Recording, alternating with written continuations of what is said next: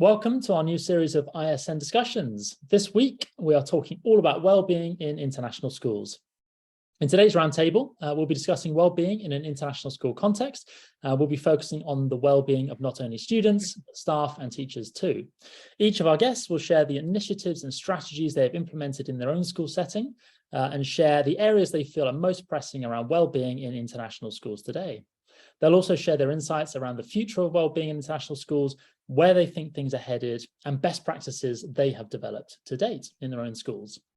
The emphasis of this conversation will be on key practical takeaways that you can think about implementing in your own school environments. So I'm absolutely delighted to be joined by Lucy Keller, Priya Mitchell, and Andrea Carrera. Welcome to the conversation. Hello. Hi, Max. And everyone else. Thanks for inviting us. Great stuff. Well, it'd be fantastic to just go through a quick introduction of each of you. Andrea, do you want to start first? Yeah, of course. Well, I am Andrea Carrera, a proud Ecuadorian now working in Asia. I am a psychologist and I have been working as a counselor for about 12 years now. Well, I love my profession and I think that this topic is really important, and we are like in a really interesting stage of life with education right now. So thank you for having me here. Fantastic. Thanks, Andrea. Lucy, do you want to go next? Yeah. Hi, I'm Lucy Keller. I'm primarily a teacher, but my last role was as I was the former mindfulness director for United World College Thailand. So I'm also a mindfulness teacher and a yoga teacher. So I kind of created well-being curriculum and content. And at the moment, I'm doing a master's in the psychology and neuroscience of mental health. Fantastic. Priya. And hi, I'm Priya Mitchell, and I am working in Vietnam, Indian heritage, from the UK, living in Vietnam. This is my 10th year in international school settings, having lived in Abu Dhabi for nearly 9 years before coming to Vietnam last year.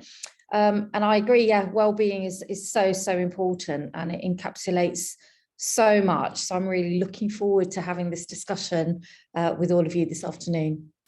Fabulous. All righty, let's jump into the first question.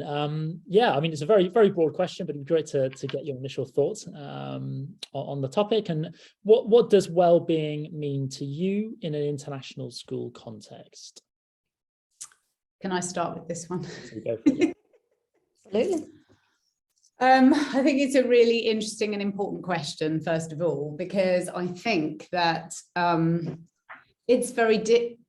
it's a very difficult answer, because I think that well-being means something different to everybody. And depending on your lived experience, what well-being is to you is going to be incredibly different amongst people, amongst the context that you're living in.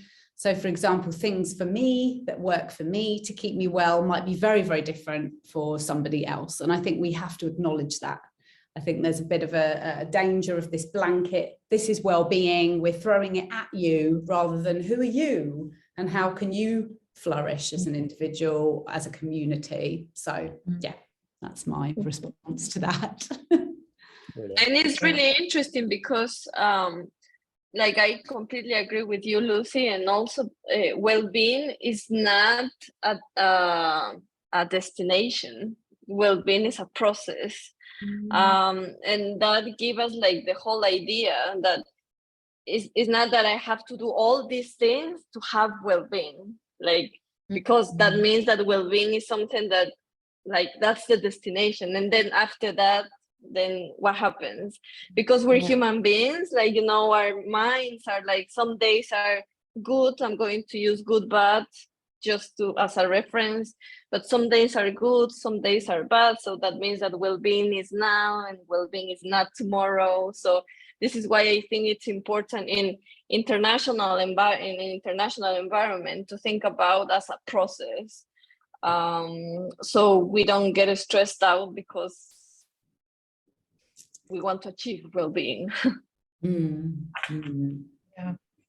And for me, well-being it encapsulates much more than mental health, which I think sometimes, especially during COVID and post-COVID, well-being is just a word that's being bandied around. In actual fact, it means a lot more than just what's going on in our heads. And I liked what you were saying, Andrea, because I see well-being as on a continuum. So if I'm talking about mental well-being, you know, I'd like to think the majority of the time I'm on an 8 to 9. I don't think life is ever perfect, but you know, there may be days where maybe I haven't had enough sleep, or there's something going on that I need to deal with, you know, certain obstacles, and so my well-being may drop lower than 8. And it's about, you know, having those tools to kind of get myself back up again. I mean, within the international scene, I think there's a couple of things that come to mind for me, and that's firstly, we have a very transitional staff, parent, student population. You know, the whole area of third culture kids, what they go through, the challenges that they have, but also the resources that maybe they don't, the local population don't have. And also coming back to what Lucy, what you were saying about that individual look at well-being. Again, you know, within the international context, we've got the whole cultural variance of collectivism, individualism. What does well-being mean? So it's huge. If you start to unpick it, it can feel quite overwhelming at times. So yeah, there's a lot there. Brilliant. Great stuff. And then sort of starting to think about how we can narrow this down a bit. What do each of you think are the most important areas within well-being that need to be addressed in the short to medium term in an international school context? Andrea, do you want to go first? Yeah, well, I think like before answering this question, I think it's important to have in mind what Priya said, that well-being is not something that we just split it, you know. So mental health, physical health, like everything is within, right? It's a complex concept. So when we talk about areas, it's important to understand that this separation is just didactical. It's not because it should be like this, right? Because sometimes then we focus, let's say, on the like talking about people just in the staff and then in parents, and then, but this should be done like as a whole. So for me, I think it's important in an international setting. I think that it's important to start in the community area first, because if we want to support, let's say, just staff or just parents or individuals without working as a community in the well-being of the community, that's going to be really challenging, because that's the thing. If we don't work with the community first, we kind of need to convince everyone else that they need to work towards, or they need to work every day in their well-being. So for me, the question is the first area in the community. That's the first area that I would say. And sorry, just to jump in there, Andrea, when you mention community, are you referring to the whole school, so staff, students, parents in its entirety, or sort of the wider community around the school with which it sits regionally? Yeah, well, firstly, I think that the school community, the wider community, of course, should be involved. But that, again, that depends on context. Sometimes you can work with the wider community, and sometimes you just can't. So yeah, it's about the school first. Excellent. Lucy, how Yeah, about you? Oh, sorry. Want to go, Priya? You look like you had something really. I was going to say, I really hear what Andrea is saying there, because you know, when you talk about the community, it's about looking at our students, our parents, and our teachers. I was just in a meeting earlier on, and we were talking about well-being across the school and how it needs to be. We can have programs for the students, but how we need to then extend it out. So one example we were talking about was mindfulness, and like Lucy's previous school, we are a school that is very very much into mindfulness and have it as part of our daily routines. But in order to kind of have the children doing mindfulness, our teaching staff have to understand what mindfulness actually means.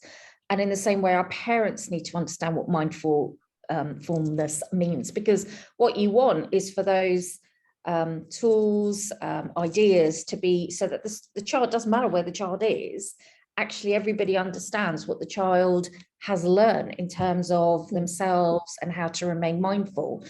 So I really like what you said, Andrea, about that. It's kind of that community feel, especially in an international school when people may be away from their families. So yeah. Hand over to Lucy. Thanks. I love what you're both saying, and I totally agree with this community-based approach.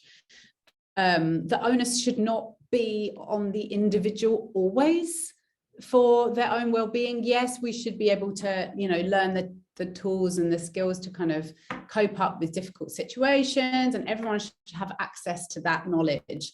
But for some people, it might be harder than others within a particular context, within a particular community. I'm just thinking of like examples of maybe you might have a single parent in your community, they don't get much time to them, so just lots of things, people that are having to fight more for equity. You have to look at the bigger picture, you have to look at everybody, and have that lens of is this serving all of us, really, I think. I think it's about go Priya, sorry. It's about normalizing as well. I think sometimes we get so caught up in anxiety or people are worried, and actually some of that emotion is normal. What do I mean by that? Well, if something has happened that isn't a very nice event, it may cause anxiety, it may cause sadness, and it's kind of, I don't know, I get to the point where I feel that people feel like we aren't allowed to have any emotions that make us feel unsettled, as opposed to thinking that is life, things are going to happen, and we are going to feel those feelings, and we learn to live with those feelings, and we learn that actually, okay, today maybe I'm having a bad day, but tomorrow hopefully I won't have a bad day. And starting to normalize, I think, especially with COVID, I feel that there's this huge thing about the next generation and this generation and how much anxiety there is. And yes, whilst that's true to a certain extent, that was already there beforehand. So again, I think that's something that we just need to start embracing and stop thinking. And I think Andrea made a really good point when she said about the destination, that well-being is not a destination. It's what we live every single day. And we have to be reflective and acknowledge that there is a range of feelings and that those feelings are okay. Yeah, and discomfort.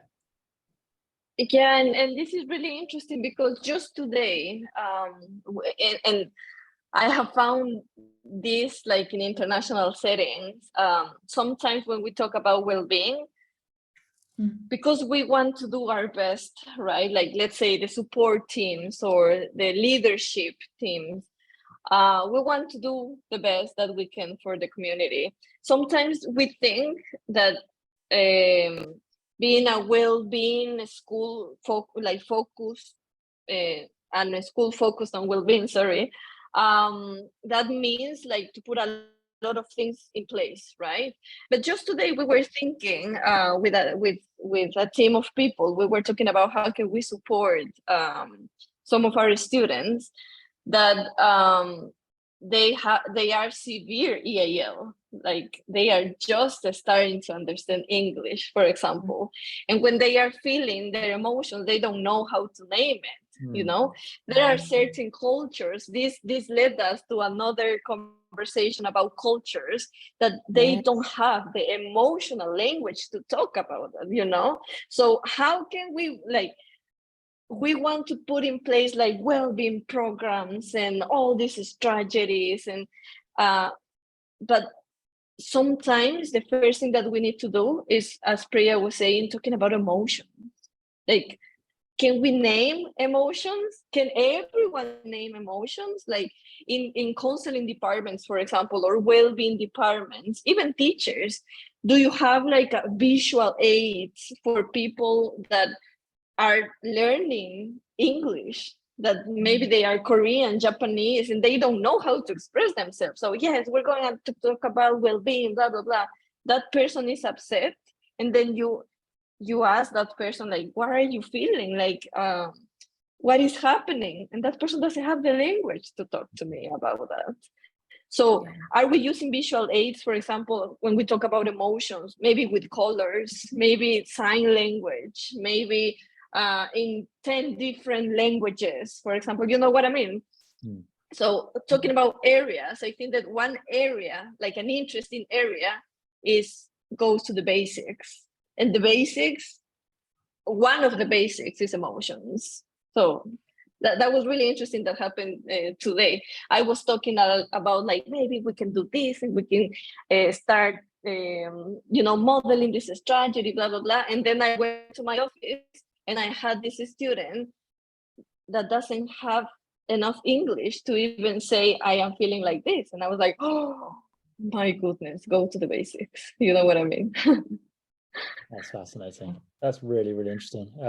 I don't know if anyone has anything to add on that just before we move on to the next bit, but there's so many interesting points we touched on there, and I think it'd be great to dive into a bit around the sort of the strategies and things you've put into place. And Andrea, I'd love to hear what you put into place with regards to that case, or are starting to think about.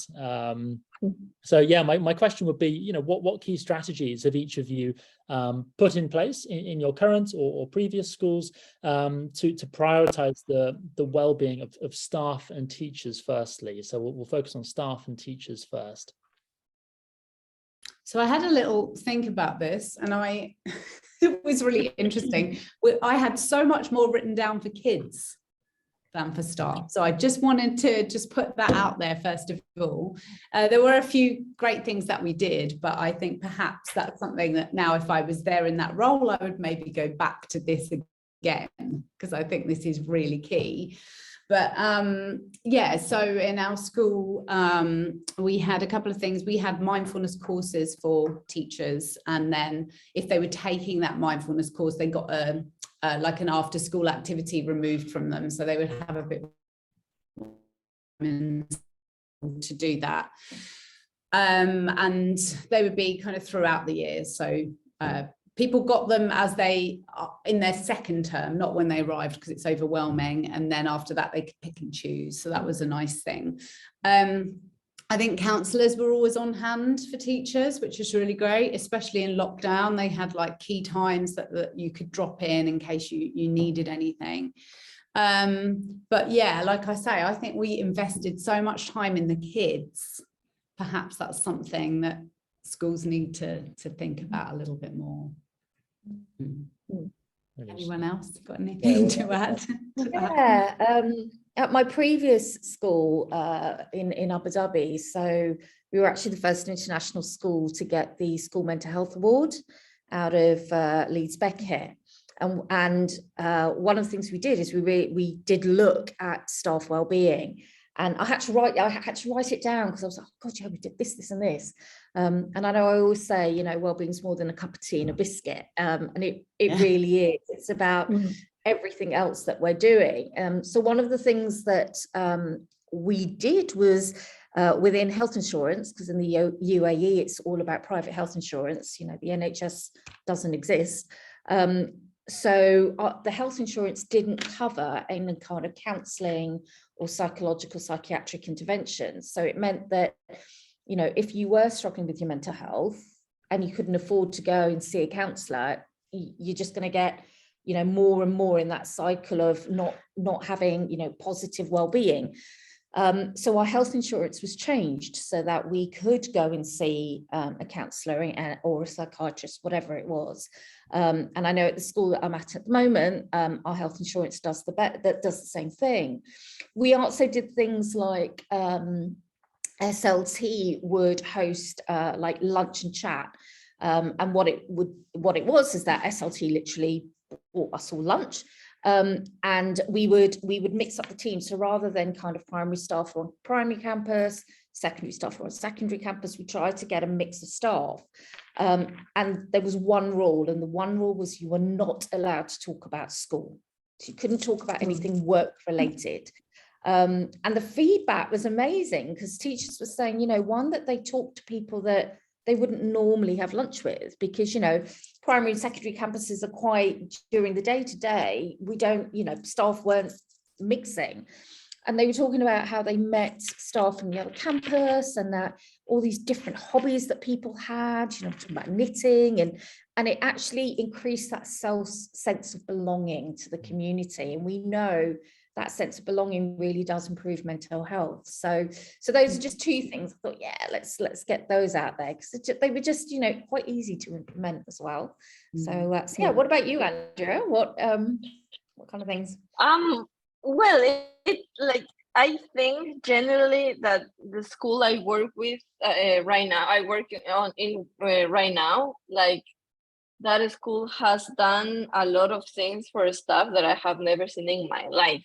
So one of the things that this school did, because it's something that we have now, we have like a big room with a lot of resources, massage chairs, aromatherapy, well, all the kind of mandalas, puzzles, all the kind of things that you find in an emotional regulation room. We have that exclusive for staff. So I think that that's really interesting, because, and it's like the location is like in the middle of the building. So students know that that's the well-being for room for staff. So it has helped to model, because we also have for students, to model the situation, like, it's okay to go to that place. Like, trying to destigmatize, you know, oh, it's going to the counselors because crazy. Like the saying, oh, it's going to the well-being room because their well-being is horrible or something. I don't know. So it's really interesting how this room has helped the staff. In the beginning, it was not that used, because there is this idea that what leadership is going to think if I go to that room for, I don't know, 20 minutes. Maybe they're going to think that I have nothing to do. You know what I mean? Like these kind of things. But because this well-being is a topic that has been worked like from the leadership to everyone else, I think that now is more used, like that this room is more used. So that's one thing that I think that is really, really, really nice, because like if a school wants to say that is focusing well-being, you need to invest time and money. It is what it is. Priorities. So that's something that my school did. Another thing is we have a well-being program for staff. So we have activities from 6 a.m. until 7 a.m. before the school starts, you know, running, walking, gym, mindfulness, like a range of activities. We have other activities at lunchtime, swimming, like there are people that wants to go at lunchtime to do this kind of things. And we have after school. Like we have like maybe 30 or 40 different activities. So that's something that everyone can go if they want.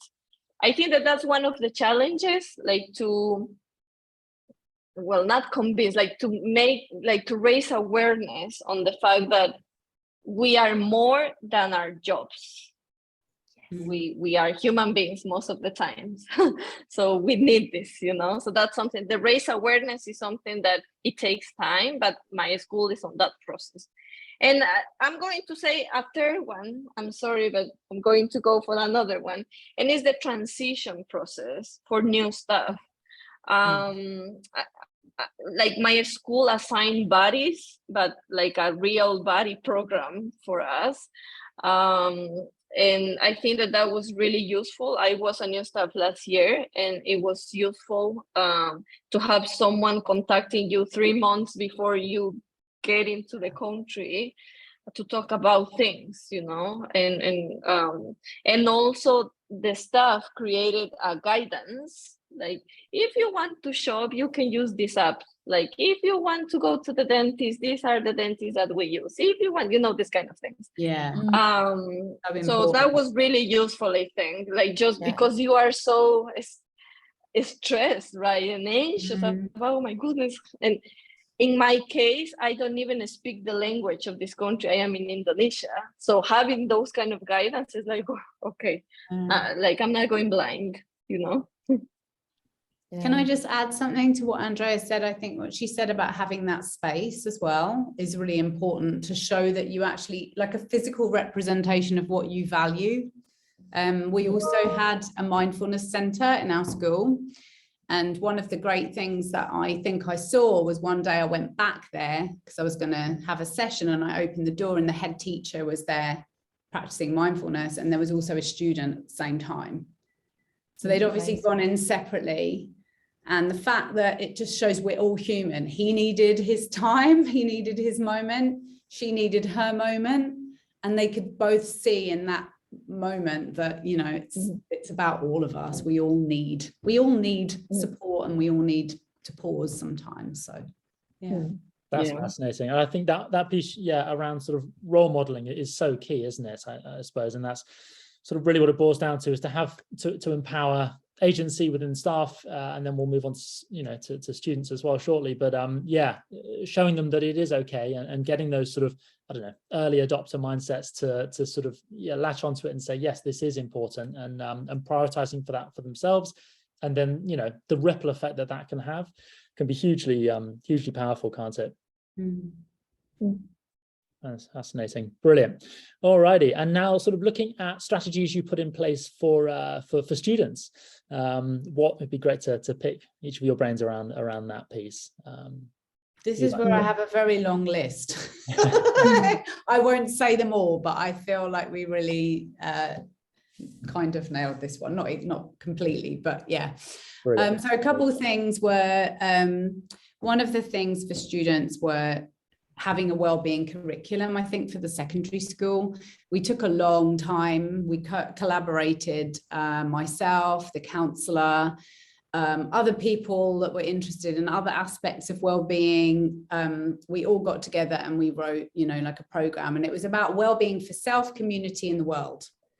So it was a kind of self-awareness to be able to support wellbeing of everyone in our community and the wider world. So it was really nice. It had that kind of community feel from when it was first visioned.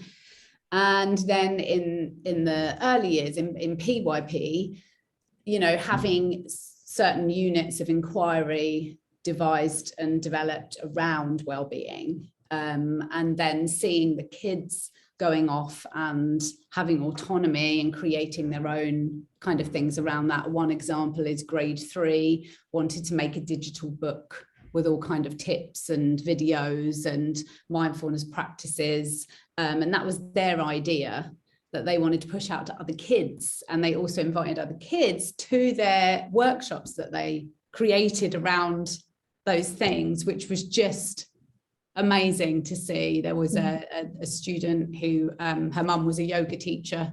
So she'd obviously picked some of that up, and she led some sessions for other kids, and also, you know, did a video about it and that kind of thing. So that's curriculum. But the second thing was rituals. We were talking about the other day, Andrea and I and Priya, about rituals. And we had a ritual called Council, which some of you may have heard of. I'll briefly explain, but I guess we can send information on to people if they're interested. But it was just having this designated weekly space, primarily for secondary school. It used to be more in the primary school. It kind of phased out, and then we were trying to bring it back in, because the students that we saw that had actually stayed with us until kind of grade 9 and 10, 11, which aren't many always in international schools, but they loved Council and they found it very valuable. That was their feedback. So it's a space, you sit in a circle together, but it's a special time, like it's a special space. You might bring something that means something to you and put it into the circle to acknowledge that you're there. And then there's a prompt every week, and the prompts can come from the teacher, but often we get the students to write the prompts and put them in a box, and then you can pull them out and everyone responds to the prompt. But there's kind of 4 guidelines: to listen from the heart, to speak from the heart, to speak spontaneously, so not rehearsing while other people are speaking, just really trying to hear those people, and just say what's you, what comes up for you, and to speak leanly, so you're not taking over kind of thing. And over time, they pass the talking piece around and they speak about this prompt, and over time, it just becomes something that's so embedded in them that they know when they go into that space, it's a safer space to share, because they know not to share what happens in the circle. Obviously, you have to, with safeguarding, if anything is brought up, you have to let them know that if it's something that's going to harm them or others, that you need to speak to a counsellor, right? You have to do all of that kind of thing. And so people needed training on this. But once that training's happened, it's just such an effective way that people know they can bring stuff to the circle, they can share. It's a bonding time. It's a time where, you see humans, like Priya was talking about, seeing each other as humans, not just as other students in your class, and what people are going through, and sharing fun things and joyful things. It's not all doom and gloom. It's it was really, really impactful.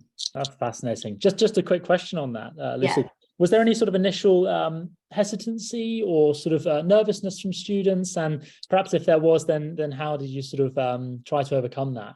So I was lucky. This was implemented before I even arrived in the school. So the thing is that with the secondary school kids that have been there a while, they're always the ones that kind of carry it forward to the next class. We started to implement it in the primary school, where we'd seen that it'd been phased out a bit. And they were mostly fine with it, but you do have to be aware of different people in the circle. You don't have to speak if you don't want to speak. Like you were talking about EAL learners, Andrea, beforehand, you might want to tell them what the prompt is, and give them something. So if they want to share, all of those things that we hope good teachers would be considering and thinking, like, yeah, it's not just the simple process of that. You have to consider what you're doing, and you have to be very aware and mindful of that. So, yeah. Fantastic. What an amazing way to teach young people about things like empathy and active listening. And also, when we talk about equity and inclusion, just listening to what you're talking about, and that kind of tool, you're teaching so many skills, aren't you, whilst providing a safe space for children to feel that they belong. I love it. Absolutely love it. Yeah. Really good. Usually the second round, they'd go round first and share the prompt, but the second round would be, can you just say a word that you heard someone else say? And that was so lovely. You would see the delight in someone's face when someone else who they don't usually hang out with, has picked up on something they said and they felt heard in that moment. That was, really, really powerful. Yeah. Sorry. I love it. Fair. What about yourself? Yeah. Well, I love the idea of the console, and I have been reading about that. So just FYI, this is brilliant. We'll also put some of the links for what we're discussing in the article as well. So we'll direct. Yeah. Because it is really, really interesting. In my school, what we have been doing is, we have like a well-being curriculum as well.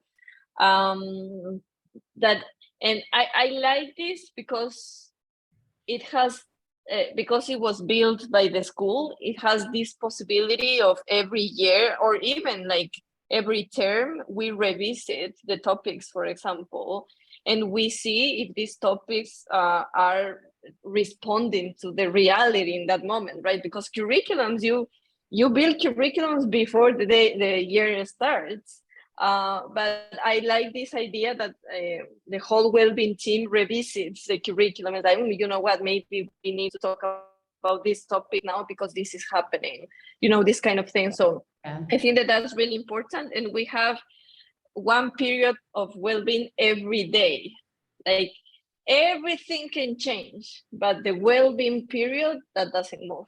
And that I think that that's really, really interesting because it's every day talking about everything regarding well-being. That's fascinating. Andrea, what does that look like in reality for students? Is it an hour or hour and a half block where time is dedicated? It's 30 minutes per day. And like it's part of the timetable. So you have well-being and everyone has well-being at the same time. So that's really, really interesting because that also helps a lot to our IN students, neurodiverse students, because that is not an academic thing, So we don't even use the word class or lesson. Is a session. So well-being session. And every time that we hear students or even teachers like, oh, it's well-being class. No, well-being session. So everyone knows that it's something different, starting with the language. So I think that that's really, really important. And another thing, we have a well-being day, and it's a whole day just to talk about well-being. And not only talk about well-being, like we have activities, we have external providers talking about mental health or nutrition, exercise, like even the from the spiritual well-being, like as a spiritual area, like it's a whole day just for well-being. So I think that that's really, really interesting.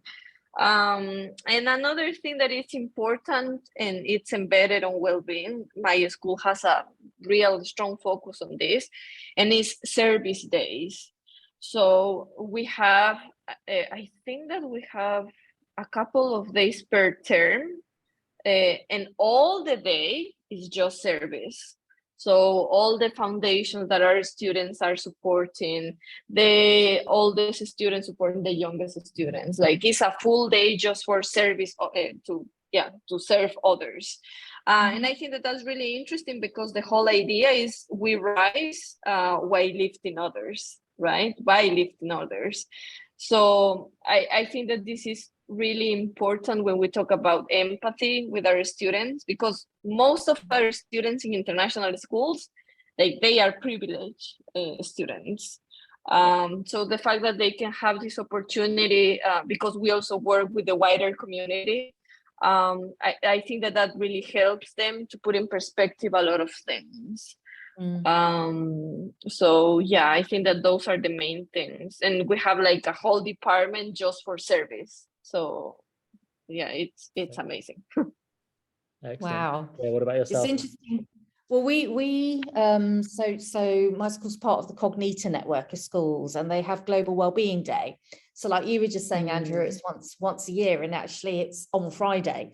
And there's a different theme. So this year it's like on diet and nutrition. So, the whole school stops. Well, all of the schools stop on that particular day in terms of teaching the curriculum, and focus on that particular topic and look at well-being from that lens. And that works really, really well. And last year was a bit of a challenge because we were online completely.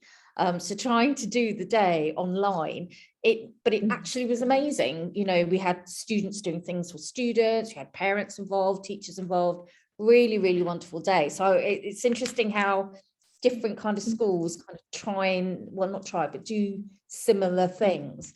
And we also have, so we follow the POSED out of Geelong. That's the kind of positive education program curriculum that we use. We're in our second year in the secondary school of doing it, and the primary school are going to start it this year again, because we were online.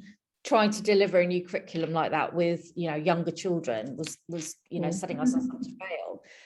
So we do like the positive. We have these positive education lessons, which every grade will be doing.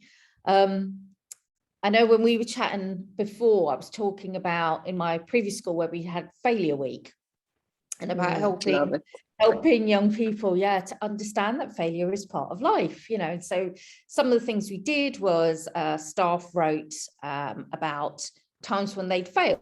So, for instance, I failed my driving test twice, had to take my driving test 3 times. The first time I didn't pass, did I stop at that point? No, I didn't.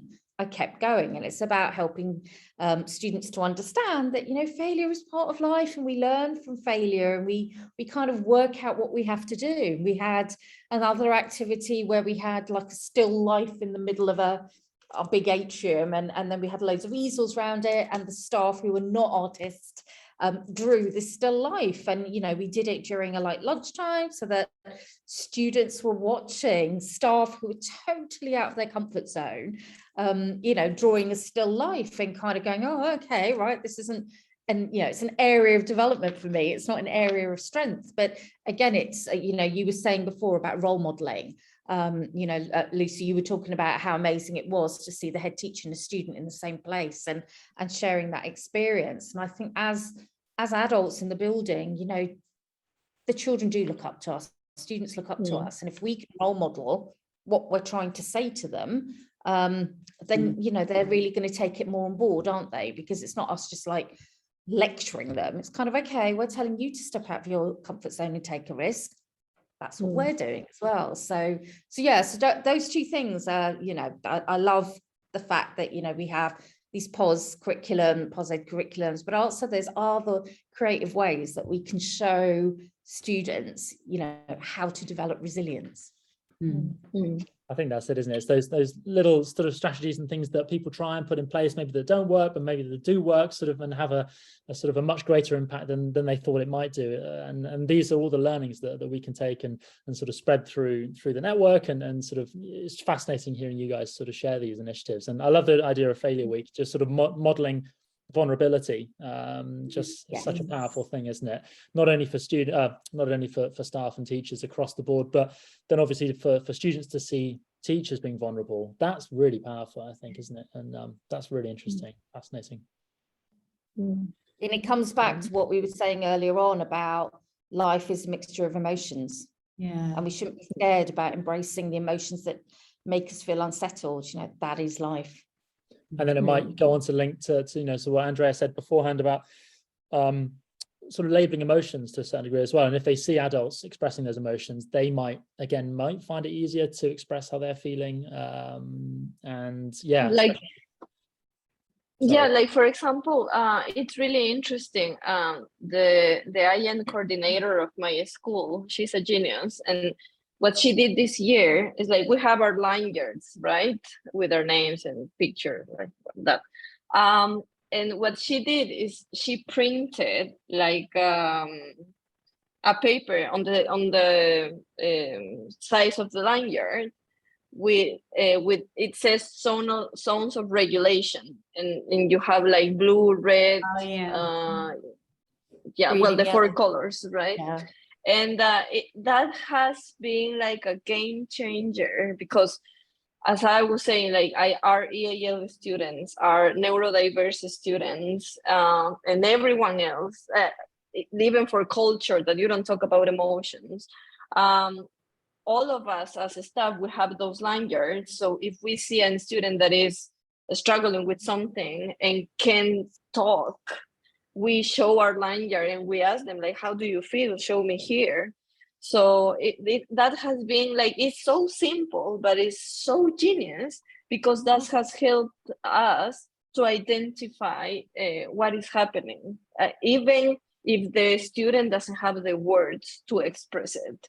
So that's something that primary school was doing for a while, because primary, you are teaching them about emotions, but now we have implemented that in secondary school. And it's amazing, like, just to do, like, we all are walking with a rainbow kind of lanyard, and if something happens, regardless of if you are like their tutor, a teacher, or someone in the admin team, like if you see someone struggling, show them the lanyard and ask them, like, and the students know, like, if I am feeling red, I can do this. If I am feeling blue, I can do this. Like, they know now what to do.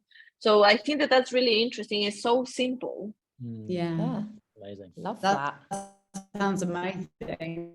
Can I just add something simple that's Andrea's made me think of something else? Cards too: thoughts, feelings, body sensations, and like urges and actions. And from forever, they would be in the classrooms. And then whenever we attended a new situation, maybe we were going on a trip, or maybe even just when we were doing a maths problem in class, from quite young, I mean, when they were that young, no, I mean, it would be more pictures and just feelings and things like that, right? But as they went through, we would always discuss with a partner. What have you noticed? What are you thinking about this? How are you feeling about this? Have you noticed anything in your body? Like, is it tight? Does it feel relaxed? And this was a constant process, day in, day out. These were up, and there would be like, it would just be like a check-in. So it was normal to notice your internal experience. And for someone to feel scared about something and someone not to feel, and isn't it so amazing that we all feel different things about the same situation? Isn't it important to check in with others about how they feel? Because someone might be really enjoying themselves and someone might not be. So that some of those simple things, but I think their mindfulness practice supported that because they were able to notice those things. But yeah, just some of the simple things that are day in and day out like that can be so powerful too. Fantastic. Oh, I like that. And like both of those things, like you said, they're simple but so effective. You can see how effective they're going to be. So yeah, if we'd had your lanyards and put that together, that would have been even better, I think. Yeah, right? There's a thought. Yeah. Fantastic. And just moving now onto parents. So obviously one of the key stakeholders within any international school are the parents, and some of the sort of the strategies that you put in place to think about how you could include them in the conversation. Andrea, you mentioned community, how you included them as part of that wellbeing piece, holistic wellbeing piece in the school. It'd be great to get your thoughts on what you guys put in place. Andrea, do you want to start with yours first? Yeah. That's an interesting one because, well, in my last school, we did a lot of, we created like this school for parents, it was called, right? So, like, you can't teach parents parenting, but I don't know, like that was the name that we chose. And it was really interesting because we used to have twice a month, they went to school and they had sessions with me to talk about parenting and different topics regarding parenting.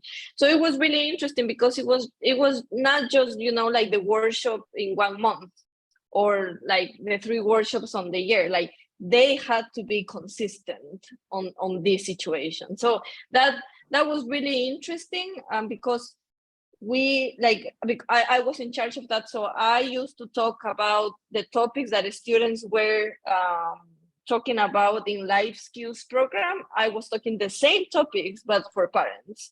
So the two of them can, if they want to, or if was the situation, the two of them can have like a conversation about the topics. And at the same time, giving parents information, because most of the times, parenting gets tough in international schools because you're dealing with your own thing, right? And at the same time, you need to support your children. So that's something that we did in my last school. And this school has been really interesting. We have workshops every month, once a month, regarding mental health, development, these kind of things. But because of COVID, it has been kind of difficult to include parents in other activities. But now that we are face to face, now they are involving themselves in a lot of activities. It might be interesting to know what's the outcome, because this is going to be my first year, like face to face with them. But that's something that we did with parents. And also, again, talking about language, what my school has been doing is having people, for example, for the Korean community, let's say, for example, because they don't have enough English, then workshops are delivered by us as counselors, but with a translator, and just for them. So we can also talk about, like, the cultures and the culture and this kind of things. So I think that also that is really important, because you acknowledge the differences in cultures, and try to do your best to overcome the language problem. So yeah, that's what we have been doing with parents. Yeah, I mean, for me, in the various schools I've worked in, it's things like signposting, because you were saying earlier on, Andrea, about when you land as a new member of staff in a country and you don't know where things are, and then you then slowly get to know where things are. So our parents know where to get their groceries, or where the nearest kind of football club is for their kids. But when their children are maybe struggling with the mental well-being, they wouldn't have a clue where to look.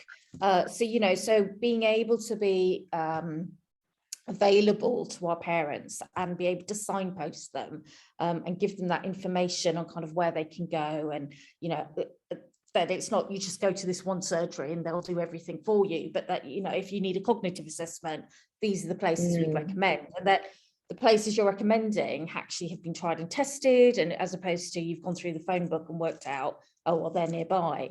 So doing things like that with parents, and coming back to what you were saying about the parent education sessions, and like you were saying that the students would be doing one thing and then you would be running a similar thing for the parents, and that's exactly, for me, that works. It goes back to what we were saying earlier on, wasn't it, about helping everyone in the community understand why we're doing a particular workshop or intervention or whatever it is. And again, parents want to be involved, don't they? They want to be involved in raising their children. And it's about, again, relationships are so important, aren't they? So by doing those pieces of work, it could be as simple as doing things like coffee with the counsellor, so that you've got a set time when your parents can come in and talk to your counsellors, and get to know them, so that they're not this, as you were saying, this area of the staff that's actually a stigma to go and see. They're like, oh yeah, it's Priya. I had a coffee with her last week. I know who she is. It's not a big deal. And I think especially in the international community, where we tend to live kind of within the community, as opposed to we work in one area and then we drive an hour to get home. We tend to kind of all be part of that community. You bump into people in the supermarket, or when you go swimming, or whatever it is. So you become a familiar person that maybe they trust more to give them that information. So again, it's about building those relationships, so that the parents trust you.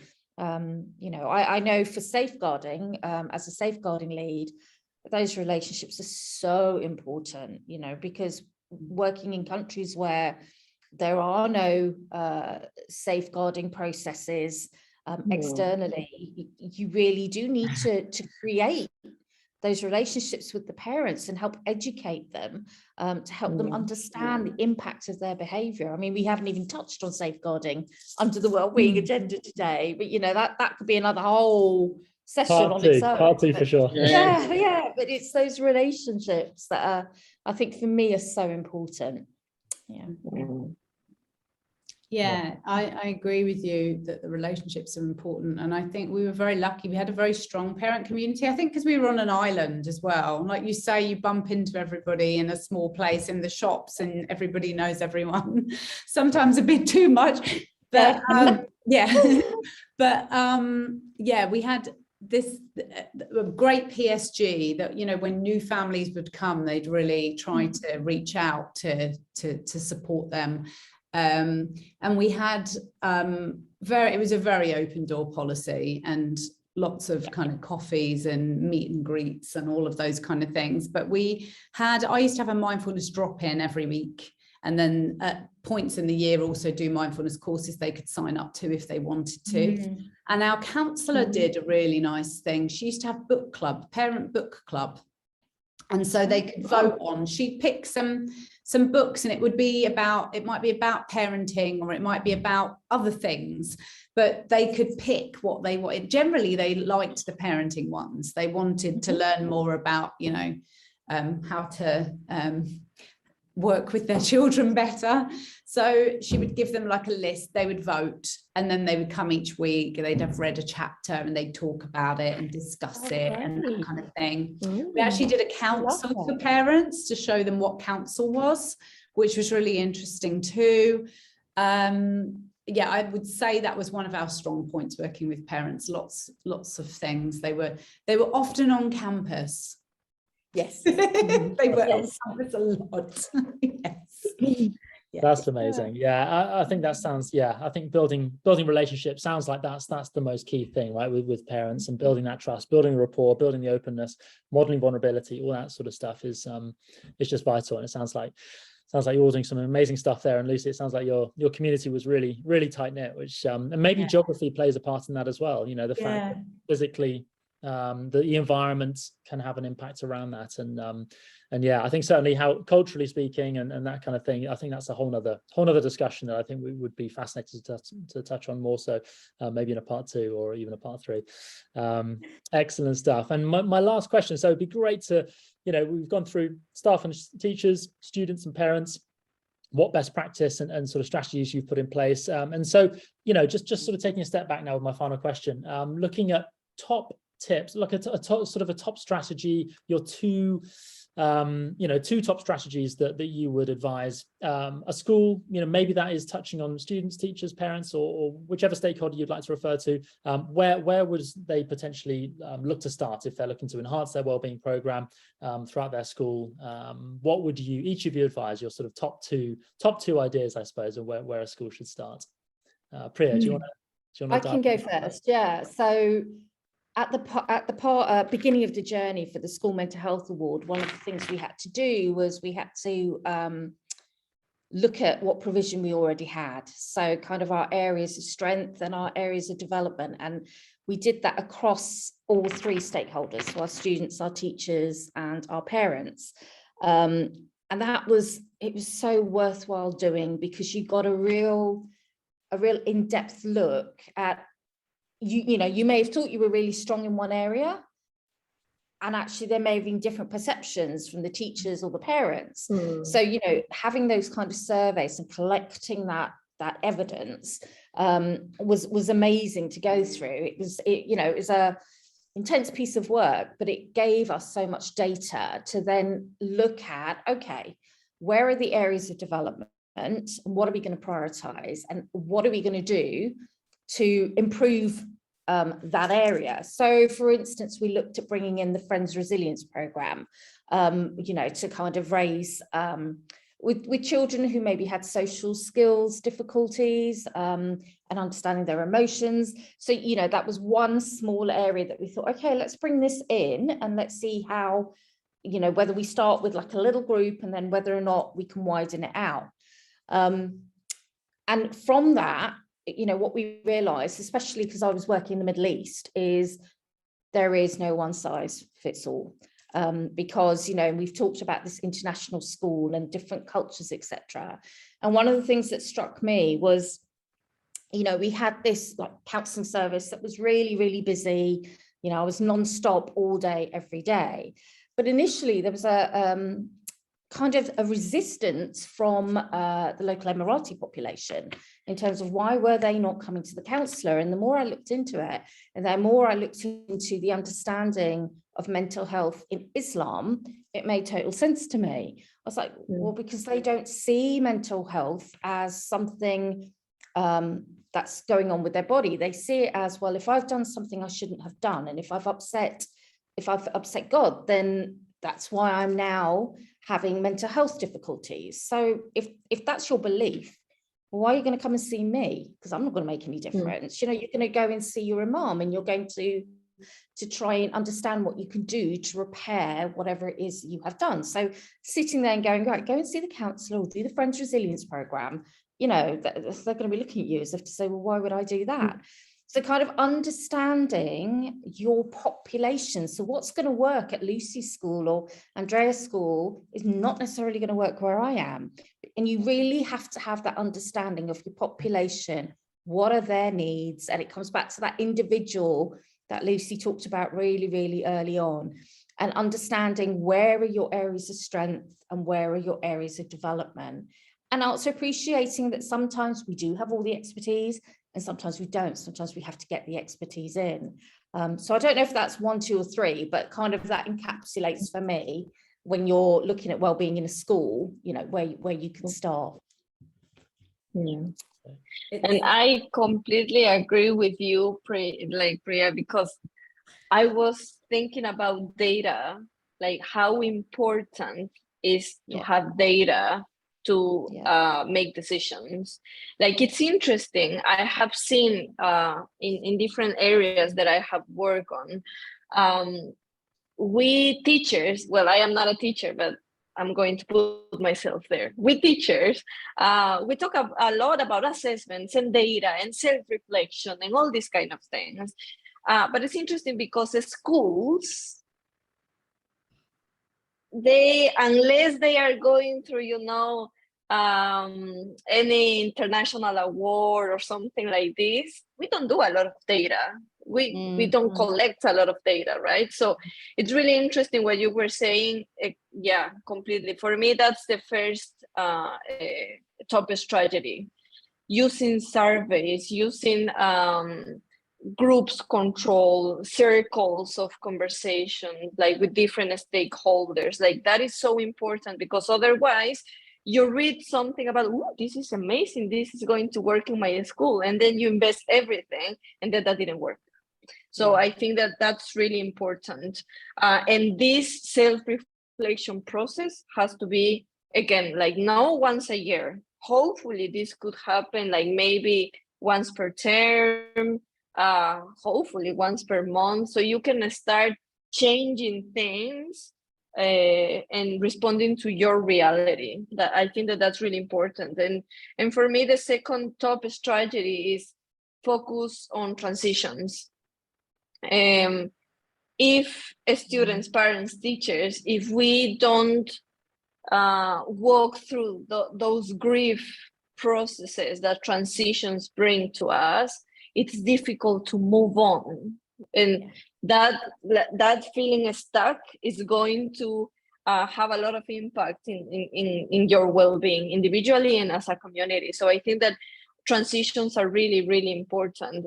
Transitions from phases, transitions, identifying which families, for example, are changing countries and which ones are changing schools, because that transition process is going to be different, you know.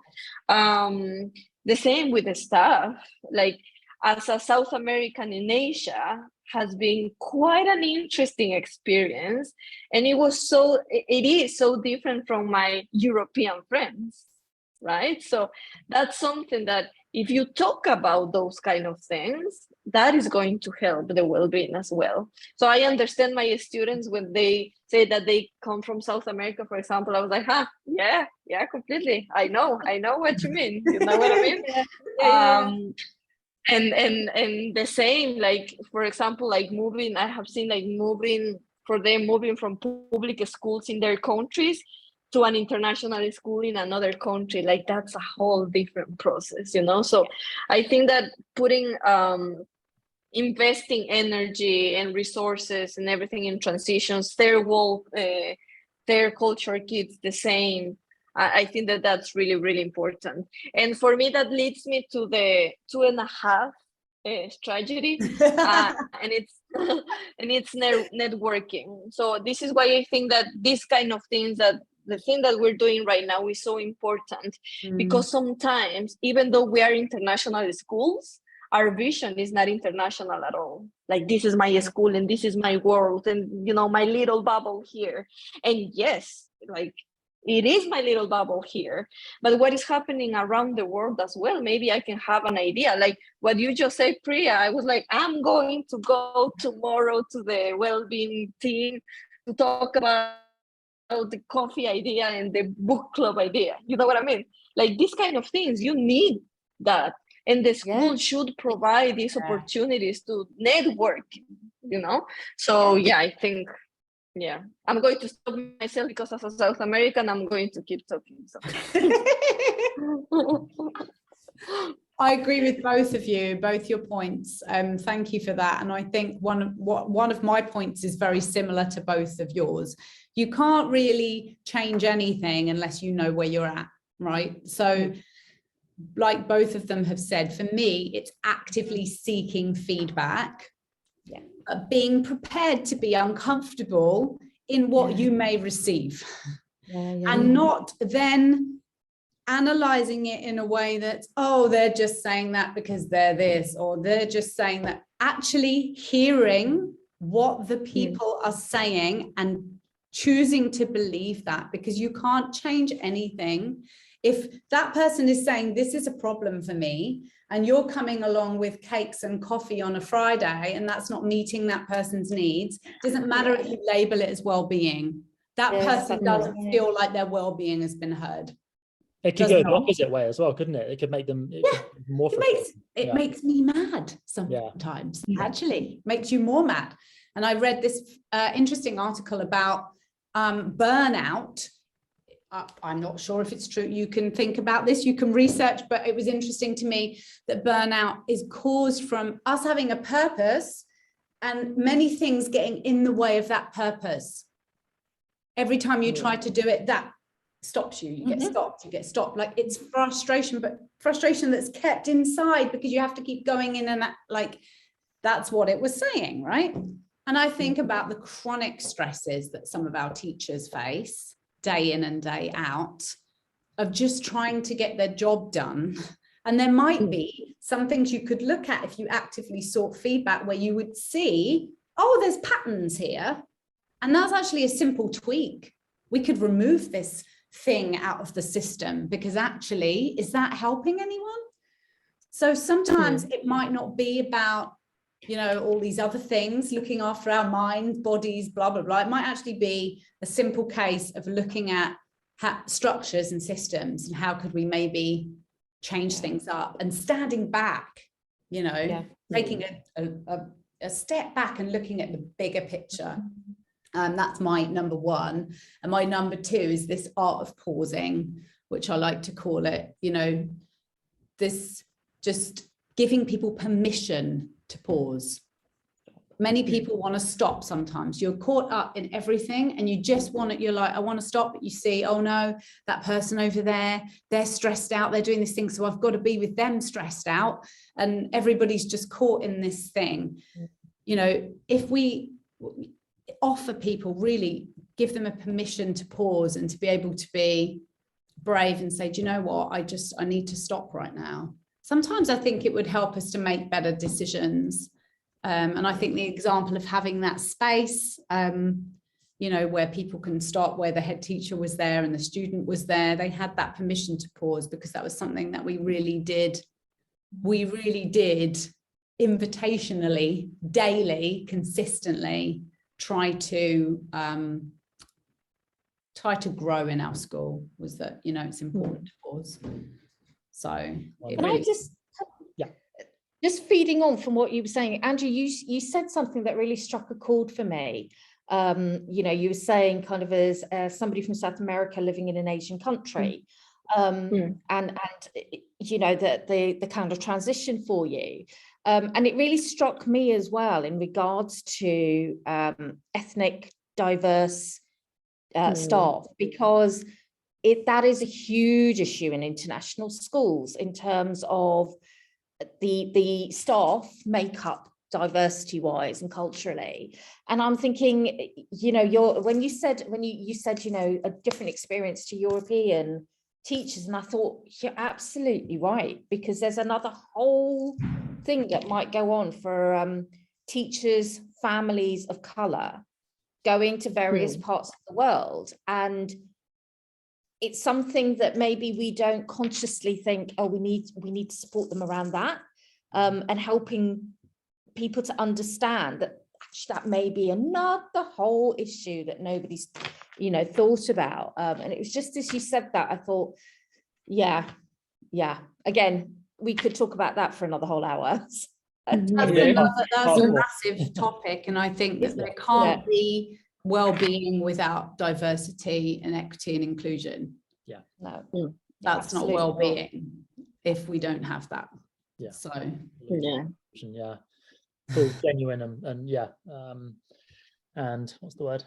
Intentional inclusion. Just doesn't just happen, does it? It's just so important to actively work on and just push forwards and keep going. And that's, I mean, what a fascinating conversation. Thank you so much for your time and just incredible, you know, points, strategies, things that you guys have chosen to sort of do in your schools, and things that I've learned, and things, outcomes that have been gained from that, and so many great ideas that hopefully, you know, you guys can maybe share in your schools, but also, you know, the viewers of this can also maybe start to think about implementing in their own school environments.